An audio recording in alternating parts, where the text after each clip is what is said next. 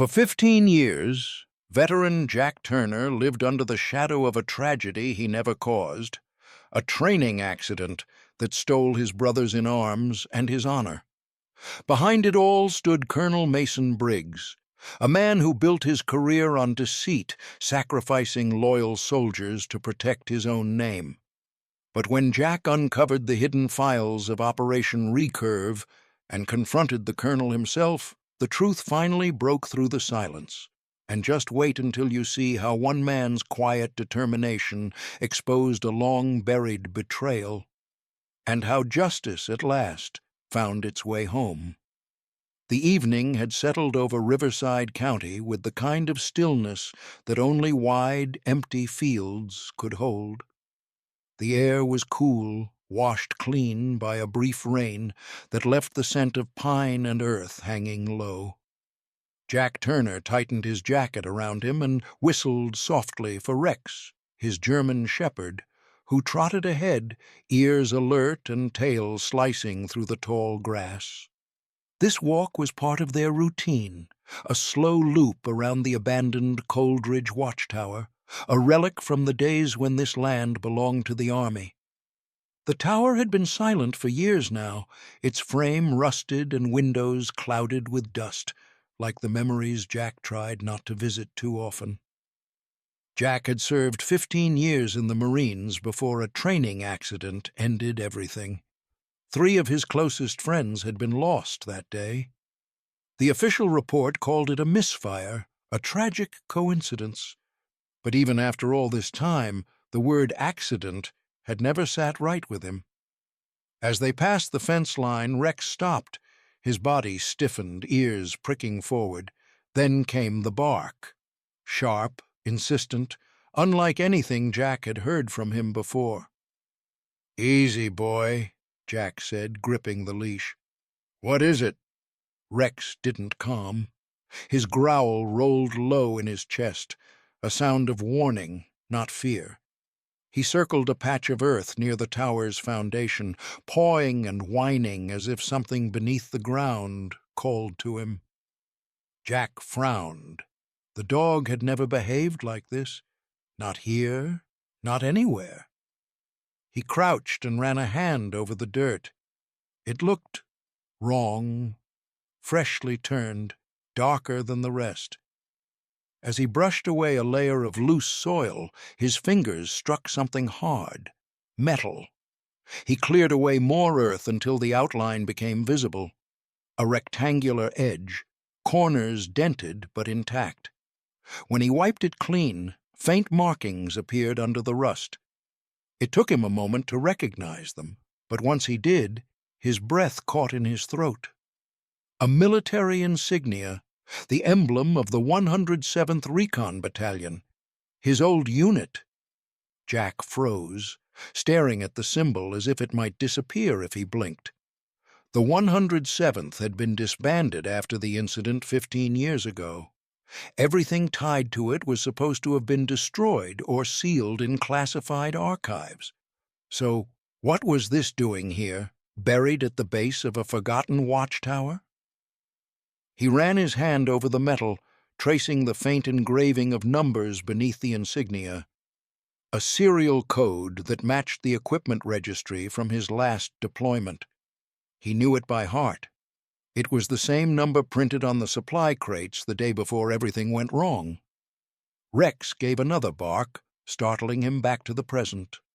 The dog's fur bristled, his eyes fixed on the box as if guarding it from something unseen. Jack's thoughts raced.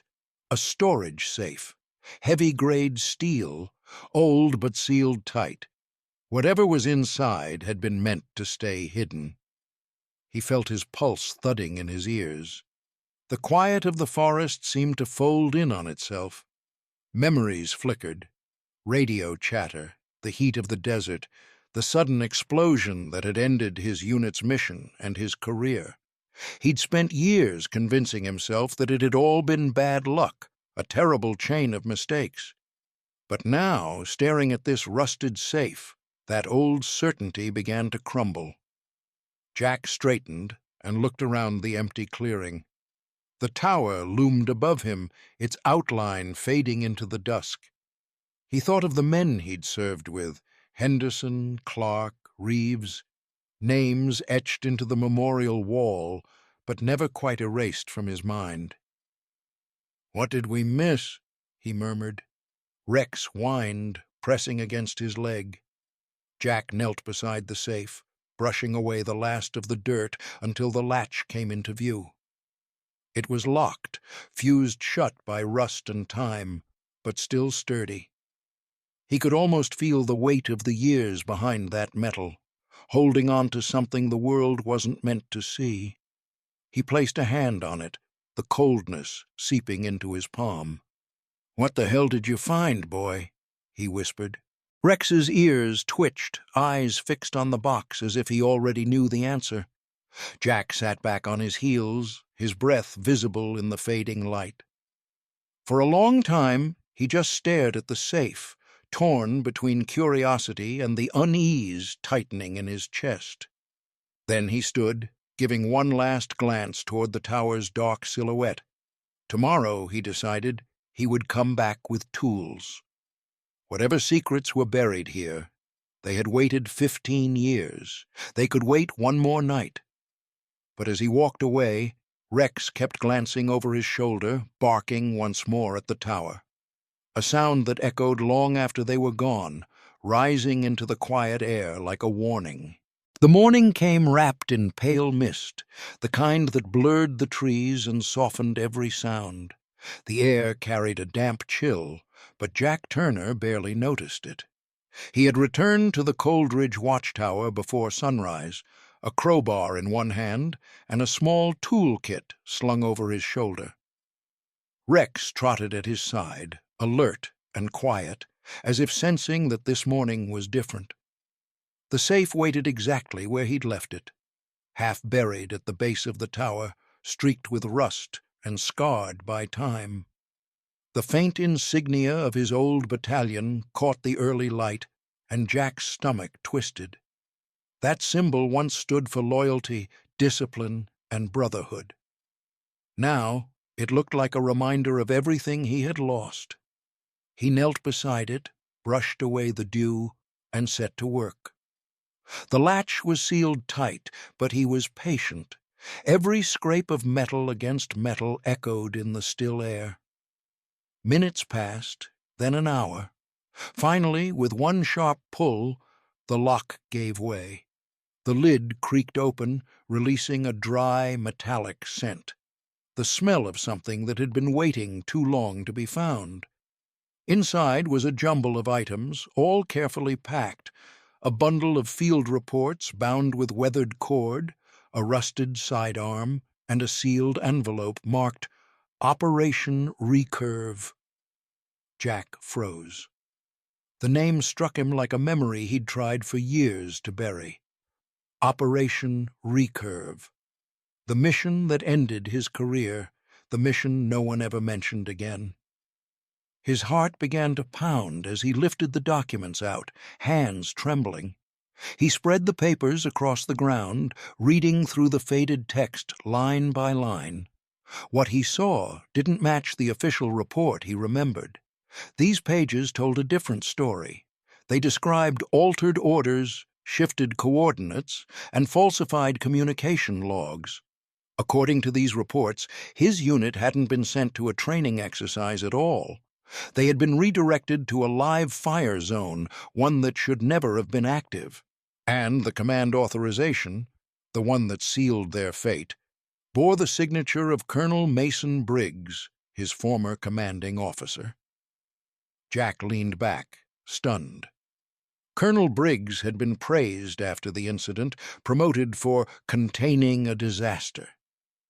Jack had taken the fall for negligence, though no one ever said it outright. The inquiry ended quietly. The files were sealed. He was told to move on. But here, in his hands, was the truth. The more he read, the clearer it became. Briggs had changed the operation details to conceal a larger failure, a miscalculated maneuver that endangered lives beyond the training perimeter. When the mission collapsed, Briggs shifted the blame to Jack's squad to protect his reputation and his career. Jack turned to the photos next, his breath catching. They were old prints, slightly warped by time. In one, he recognized his team, Henderson, Clark, Reeves, smiling in front of their vehicles, unaware of what was coming. Another photo showed the aftermath of the mission, charred equipment, broken ground, and a faint shadow of the Watchtower in the distance. Then came the last image, a document photographed in low light, showing Briggs's signature beside the altered orders. It was undeniable. Jack felt as though the air had been knocked out of him. For 15 years he had carried the weight of failure, believing that his mistakes had cost lives. Every sleepless night, every echo of that final explosion in his dreams, it all came from a lie. He stared at the papers scattered on the dirt, the truth unfolding in a pattern that made his chest tighten. His thoughts spiraled, not toward anger, not yet, but toward disbelief. Why would Briggs do this? The man had always been respected, admired. He'd spoken of duty, of sacrifice, of protecting one's own. And yet, in the end, he had protected only himself. Rex whined softly beside him, resting a paw on Jack's arm. The simple touch grounded him, pulling him back from the storm in his mind. Jack looked down at the dog, then back at the open safe. He stood slowly, the wind brushing through the grass, carrying the scent of rust and pine. Above him, the watchtower loomed, its wooden beams darkened by age, its windows hollow and empty. It seemed to stare down at him, a silent witness to everything that had happened here. Jack closed the lid of the safe and pressed his hand against the cold metal. The truth had been buried beneath this tower, sealed away with time and silence. But now that it was out, there was no putting it back. He looked up toward the gray sky, a quiet resolve building in his chest. For years he had carried guilt that wasn't his to bear. Now he carried something else, the truth. And that truth was no longer a burden. It was a calling. As he gathered the files and turned toward home, Rex followed close behind, never straying far from his side. The morning mist began to lift, and the first ray of sunlight touched the old insignia on the safe. It glimmered faintly, not as a mark of honor anymore, but as a reminder of what had been hidden too long. The road to Portsville stretched long and empty, a ribbon of asphalt cutting through low hills and fading farmland. Jack Turner drove in silence, his knuckles white around the steering wheel. The morning sun glared off the windshield, but his mind was far from the scenery. Every mile brought him closer to the man who had stolen 15 years of his life, Colonel Mason Briggs. Rex lay quietly in the back seat, sensing the tension that filled the car. Jack's thoughts looped through the night before, the files, the photographs, the undeniable proof. He had read every page twice, memorizing every line until the words were seared into his mind. Now there was only one thing left to do: face the man who had turned loyalty into betrayal. By the time Jack reached Portsville, the sun hung high and sharp in the sky. The city was clean, ordered, too polished for comfort. He parked in front of a sleek glass building with a polished brass sign. Briggs Strategic Consulting. The name alone made his pulse quicken. He walked through the lobby, past a polite receptionist who barely glanced at his worn jacket and tired eyes. "Mr. Briggs is expecting no visitors today," she said. But something in Jack's stare must have told her that this wasn't a social call. Moments later, she hesitantly buzzed him through. The elevator opened into a corner office overlooking the harbor. Mason Briggs stood behind a mahogany desk, dressed in a tailored suit, his silver hair combed neatly back. He looked almost exactly as Jack remembered, controlled, composed, a man who never let emotion crack through the surface. "Turner," Briggs said, his tone smooth, practiced, "I didn't expect to see you again. It's been, what, 15 years since the inquiry?" Jack didn't answer. He stepped forward and dropped a worn folder onto the desk. The papers inside spilled slightly, the same ones he'd found in the safe. The sound of it hitting the wood broke the silence like a gunshot. Briggs looked down, then up again, his expression unreadable. "What's this supposed to be?" "You tell me," Jack said, his voice low but sharp. "Operation Recurve. Falsified orders. Changed coordinates. You used us, and you buried the truth." Briggs's brow twitched, but the calm never left his face. "You always were loyal," he said softly, almost condescending. "But you were naive. Do you have any idea how many operations were saved because of what happened? The program continued. Our country stayed strong. I made the call that had to be made." Jack's breath came slow and deliberate. "You made the call that got good men killed," he said.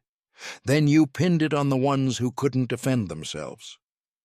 Briggs exhaled, leaning back in his chair. "You think anyone would have believed a sergeant over a colonel?" he said. "You were a convenient name, that's all. A scapegoat. Every system needs one. You should have accepted it and moved on." Jack's jaw tightened. He could feel his pulse in his temples. "They were my brothers," he said, his voice shaking with restrained anger. "You buried them like they were nothing. Like their lives were just paper to burn." For the first time, Briggs's mask cracked, not from guilt, but from irritation. "You don't understand the bigger picture," he said. "Sacrifice is part of the chain of command. Someone has to take the fall so others can rise. That's how the system works." Jack stepped closer, his shadow falling across the desk. "Then maybe the system deserves to fall," he said. Briggs gave a dry chuckle and leaned back in his chair, eyes cold. "What are you going to do, Turner? Tell the world? Nobody cares anymore. It's history. You'll sound like a bitter old soldier chasing ghosts." Jack stared at him for a long moment, his hands trembling, not from fear, but from the effort of holding back everything he wanted to say. The air between them felt charged, heavy. Then, slowly, he reached into his pocket and tapped a small recording device. The light blinked red. He had captured every word. Briggs froze for the briefest second, realizing too late what had just happened. But Jack didn't wait for him to speak. He gathered the folder, gave one last look at the man behind the desk, and turned toward the door.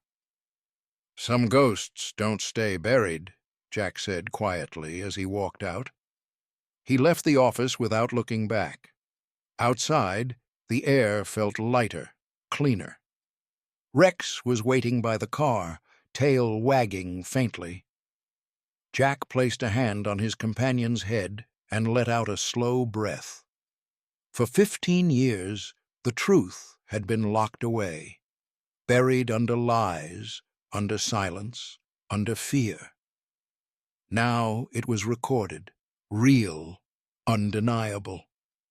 And as Jack drove away from Portsville, the sun dipped low behind him, casting long shadows over the highway. He didn't know what would come next, but he knew one thing for certain. Mason Briggs's empire of silence had just been cracked open, and the truth was finally on its way to the light. A week had passed since Jack Turner left Portsville, yet the echo of that confrontation still lingered in his mind, sharp but no longer heavy. The evidence he carried had traveled farther than he ever could. Late one evening, under the soft hum of crickets and the slow-setting sun, the first ripples began to spread. An anonymous file appeared on a small online forum for veterans, a place where old soldiers shared memories, traded stories, and looked after one another. The post was simple, unsigned, and titled, Operation Recurve the Truth. Within hours, it had been shared, reposted, and mirrored across networks. Inside the file were the sealed field reports, Briggs's recorded admission, and statements from families who had long suspected something had been wrong. The story spread fast, reaching local journalists, then regional outlets, and finally the national feed. By the end of the second day, the story was everywhere. The headline burned across every screen, Former military officer implicated in cover-up of Operation Recurve. It wasn't about Jack. It wasn't about revenge. It was about names that had been forgotten, finally being spoken aloud again. Henderson, Clark Reeves. The men who had followed orders, trusted their command, and paid the price for someone else's ambition. The next morning, the Pentagon announced a formal investigation, reopening the files that had been locked away for over a decade. Briggs was placed under review, his consulting contracts suspended.